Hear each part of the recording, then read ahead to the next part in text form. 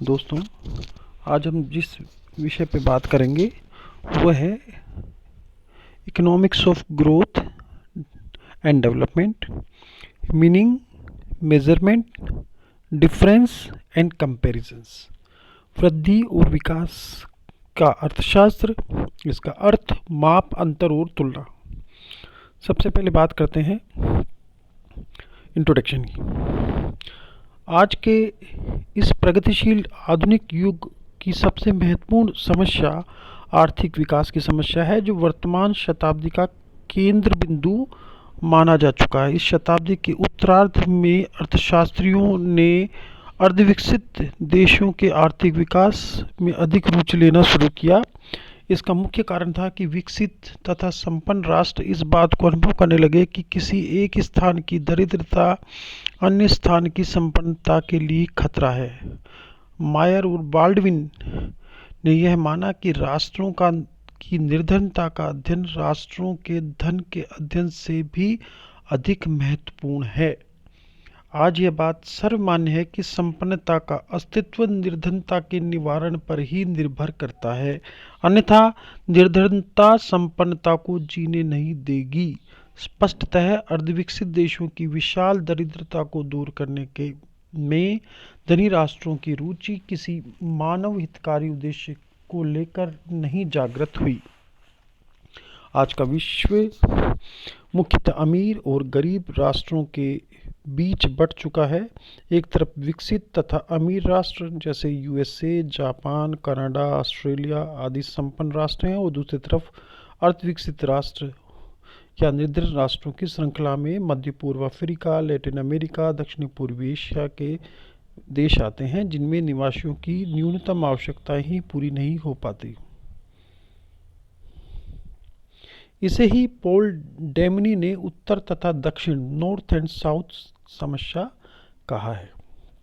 अब बात करते हैं आर्थिक वृद्धि एवं विकास। हिक्स ने इन दोनों शब्दों का अंतर स्पष्ट किया है। अल्प विकसित देशों की समस्याएं उपयोग में न लाए गए साधनों के विकास से संबंध रखती हैं, भले ही उनके उपयोग भली भांति ज्ञात हों, जबकि उन्नत देशों की समस्याएं वृद्धि से संबंधित रहती हैं, जिनके बहुत सारे साधन पहले से ही ज्ञात और किसी सीमा तक विकसित होते हैं। परिभाषा से स्पष्ट है कि विकास शब्द का संबंध पिछड़े हुए देशों से है, जहां पर साधनों का पूर्ण उपयोग नहीं हुआ है और उनके विकास की संभावना है, जबकि वृद्धि का शब्द का प्रयोग अधिक आर्थिक दृष्टिकोण के विकसित होने से होता है। मेडिसन की जो परिभाषा है उसके अनुसार आय स्तरों को ऊंचा करना सामान्यतः अमीर देशों में आर्थिक वृद्धि कहलाता है, जबकि गरीब देशों में यह आर्थिक विकास कहलाता है। शुम्पीटर के अनुसार विकास और वृद्धि शब्दों को अर्थव्यवस्था के प्रकार से कोई संबंध नहीं है, दोनों में भेद परिवर्तन की प्रकृति और कारणों से है। शुम्पीटर दोनों शब्दों में भेद को स्पष्ट करते हुए कहते हैं कि विकास स्थिर अवस्था में एक निरंतर और स्वतः प्रेरित परिवर्तन है, जो पहले से वर्तमान श्रृंखला संतुलन अवस्था को हमेशा के लिए परिवर्तित और विस्थापित करता है, जबकि वृद्धि दीर्घकाल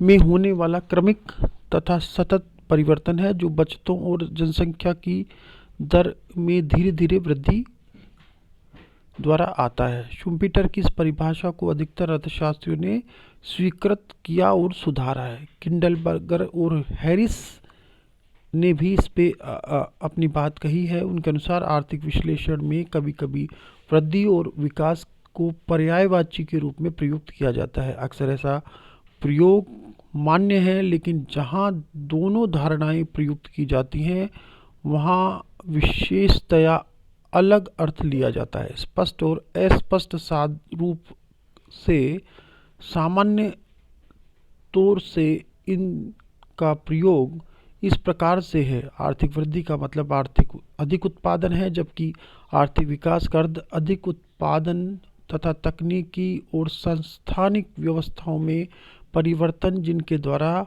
यह उत्पादित और वितरित होता है। अब बात करते हैं कंक्लूजन की।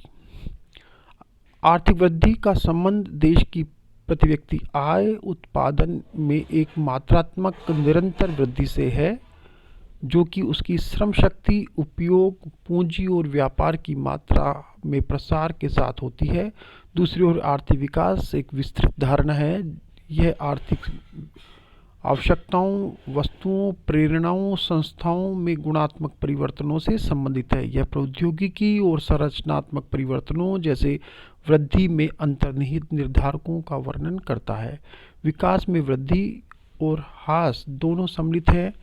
एक अर्थव्यवस्था वृद्धि कर सकती है परंतु विकास नहीं कर सकती, क्योंकि प्रौद्योगिकी और संरचनात्मक परिवर्तनों के अभाव के कारण गरीबी और बेरोजगारी और असमानताएं निरंतर विद्यमान रहती है। परंतु प्रति व्यक्ति उत्पादन में वृद्धि में अभाव के कारण विशेषतया कर जब जनसंख्या तीव्रता से बढ़ रही है तो आर्थिक वृद्धि के बिना विकास के बारे में सोचना काफ़ी कठिन है। अब बात करते हैं आर्थिक वृद्धि एवं विकास की विशेषताएं। सबसे पहले देखिए, आर्थिक विकास की विभिन्न परिभाषाओं का विश्लेषण करने पर हमें 5 विशेषताएं स्पष्ट होती हैं।